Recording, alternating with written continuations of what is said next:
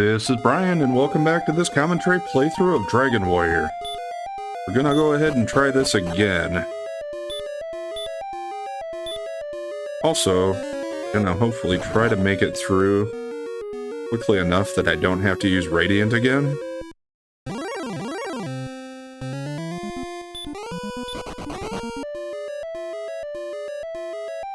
No dilly-dallying.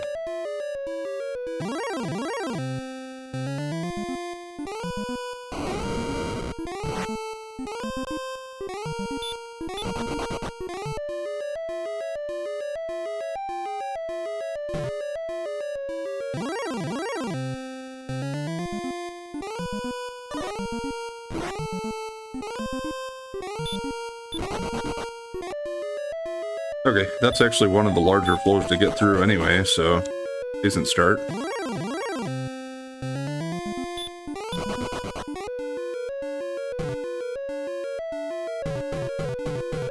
Come on.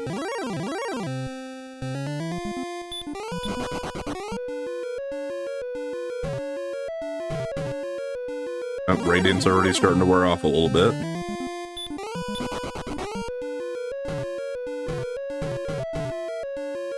Come on. This one controls a little clanky on it still.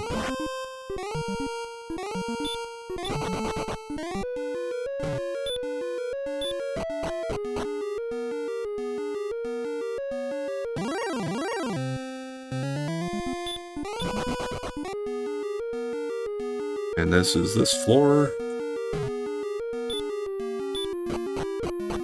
Okay, now this one.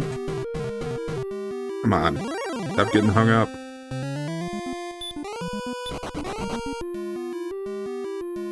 I think I could go up or down here. It doesn't really matter. Gonna get you around to the same place.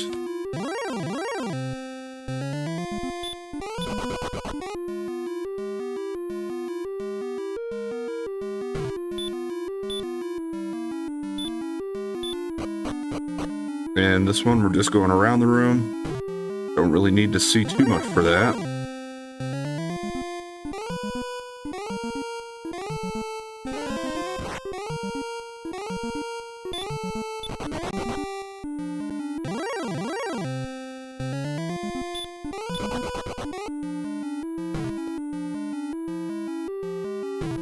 And is the next one the one we're just going straight across, I think? Yep.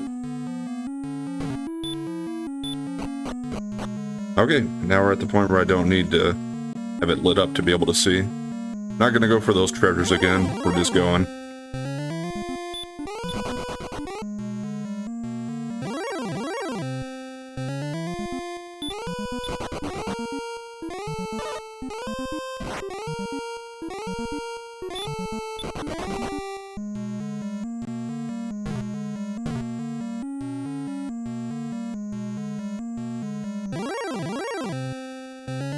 Damn red dragon. Yeah, I've never been able to run away on the first try against these guys so far.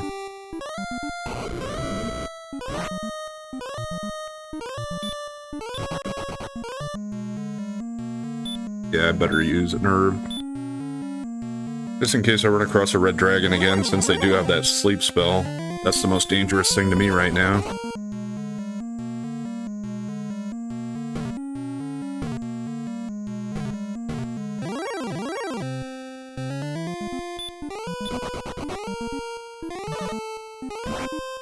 From what I know, or what I've read, I think it's possible to actually never return the princess once you rescue her, and you can basically carry her throughout the game.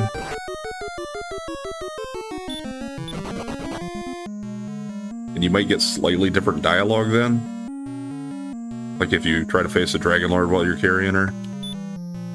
Kinda interesting. I need to try that out sometime. Well, let's just use herbs to get me all the way topped off on HP and MP. Do have enough to use 13 times of heal more. Alright, so it only took us about 5 minutes to get back through the castle. Not too bad. Well, considering I started off by the throne room, so yeah, 5.5 maybe. Welcome, hero. I am the Dragon Lord of Kings. I have been waiting long for one such as thee. I give thee now a chance to share this world and to rule half of it, if thou wilt now stand beside me. What sayest thou? Will the great warrior stand with me? No, we will not. Thou art a fool.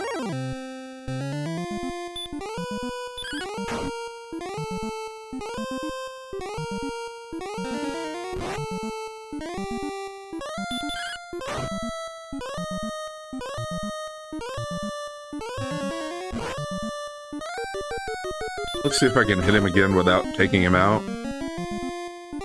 Oh, no. Okay. I was going to try to use some herbs again, like I had before.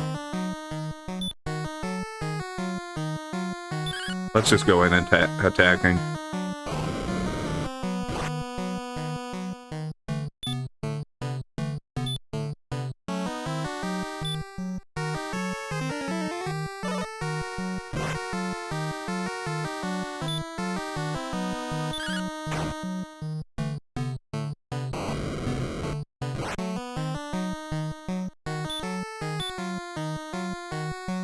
I think I should be fine this time.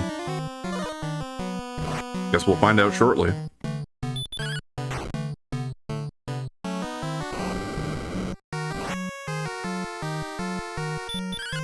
He did a couple of somewhat weaker attacks there at least. Let me get 2 hits in. That was fairly weak too. Overall, I think we're in a much better position this time.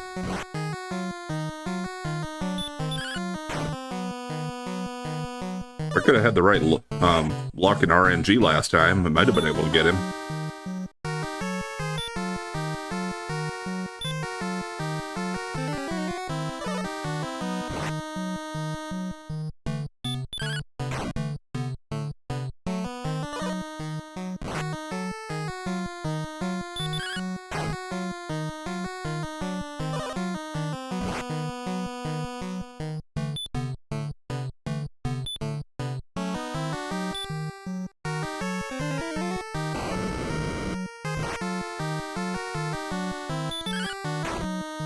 Let's get him. I haven't been paying as close of attention to how much I've taken off of him so far. But he's got to be somewhere around halfway, I would think.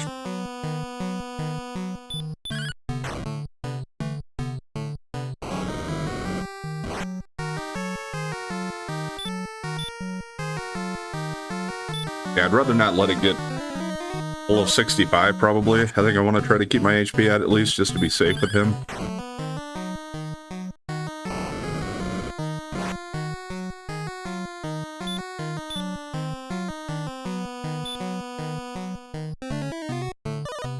Because I think his fire spells can range somewhere around that, 60 to 70. That should be safe.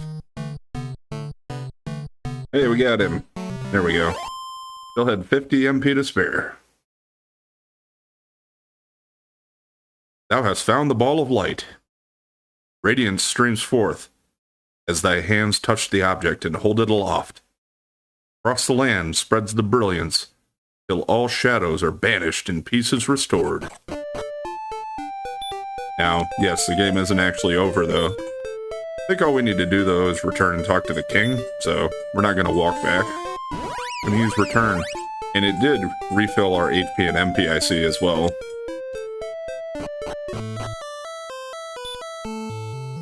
I suppose if you wanted to, you could still just go around the world and level up now. Okay, they're all lined up here waiting for me. These guys have anything to say? Come on, King Lorik awaits. Or come now? I think I said come on, but yeah. Oh well. The legends have proven true. Thou art indeed of the line of Erdrick. It is thy right to rule over this land. Wilt thou take my place? Hero thought carefully before answering. I cannot, said Hero. If ever I am to rule a country, It must be a land that I myself find. Wayland said, please wait. I wish to go with thee on thy journey. May I travel as thy companion? Sure. I'm so happy. And thus the tale comes to an end, unless the dragons return again. And they have their trumpets out. Yeah. He says travel with him as his companion, but once again he's carrying her. Congratulations, thou hast restored peace unto the world. There are many roads yet to travel. May the light shine upon thee. I'm assuming we're not going to get much more than that for the ending. I don't remember, it's been a few years. But yeah, I would assume it's just going to be credits for the most part here. Maybe a scene or something yet. I'll just go ahead and let the credits play. We have plenty of time, so I'm not too worried about getting into my review that quickly.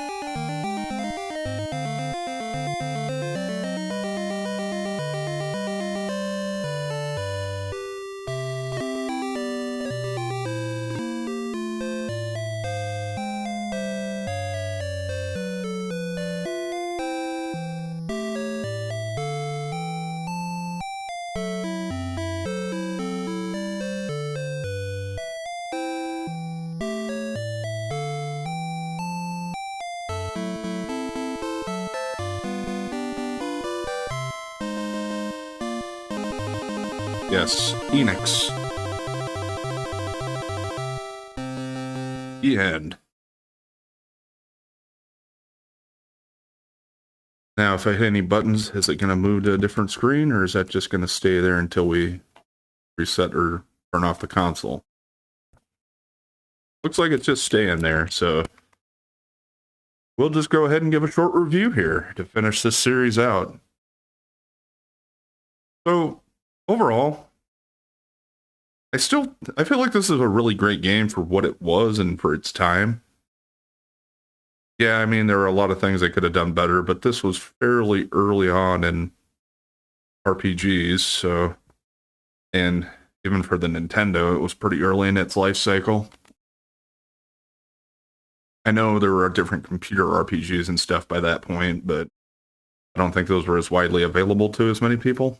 I could be wrong on that, but at least for me, the NES was the first console that really had RPGs that I had available. I played Atari before that, but that was more games like Pac-Man and Pole Position and stuff like that. So for my reviews, I like to just touch on a few points that I liked about the game and a few that I thought maybe they could have done a little better or improved upon. Maybe, like in this one, it's just partially due to limitations of the system and some of that, I know, so not going to be too hard on them. But first of all, I thought the battle system, for as simple as it was and all that, was pretty good. I liked it. It was not too many spells, just attack, item, spell, pretty standard stuff, run away. Running worked pretty quickly and easily if you wanted to. The battles were very seamless. The fact that they didn't have its own battle menu, it just kind of was a menu inside of the world map when it opened up. And it was really fast. I appreciated that. There weren't very much time for transitioning between battles and whatnot. So that made the game flow a lot better. Even if you did have to stop and grind a lot, the battles went pretty quickly. Next thing, for the length of the game, I thought they did a pretty good job with having a decent enemy variety. I know, for the most part, that means that they had, like a maximum of 10 different enemy types. And then some of them had like 4 or 5 different variations or like palette swaps. And a lot of these older RPGs did that, so I think it just helps to kind of expand your variety while also conserving the amount of stuff you have to program due to the limitations, either of time or just of what the system can hold. So I thought they did that pretty well. Next, I want to talk about the spells. So there weren't that many. I mean, for a game this size, so I felt like it was a decent amount. And for the most part, they were all pretty useful and simple. Now, the regular hurt spell wasn't that great, especially because when you first got it, maybe it'd be useful for a little bit, but it was quickly outclassed by your just weapon abilities. And the regular heal was, decent for a while. The only thing I suppose with the spells is it did take you a while to get to heal more.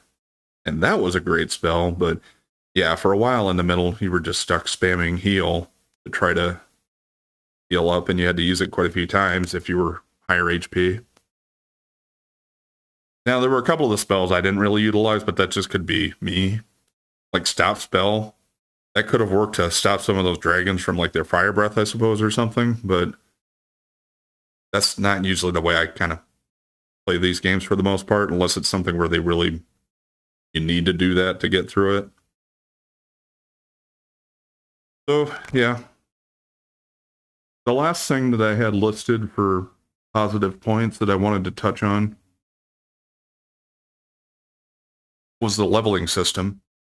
Now, it was a little different that they didn't tell you how much experience you needed in any of the menus, but at least they gave you the king to tell you, and then after you got the Wayland's Love item, that could tell you, so that wasn't a problem, really, especially after that point. But I thought they did a pretty good job with making, since you didn't have that many levels in the game, only 30, it took a decent amount of experience to get to a new level, but not to the point where it was just like beyond, the point where I would care to try to do it. I don't know if that makes any sense. I guess what I'm saying is, for as few levels as you could get in the game, they did a pretty good job of making it take long enough to get to each level, but not making it too easy. Like, say you could get a level up in a couple fights or something, well then be maxed out pretty quickly. And especially since they didn't have that much content in the game overall, they kind of relied on grinding and leveling to be their padding, it seemed like. Which necessarily have a problem with that. It just depends on how you like to play and your style, I suppose.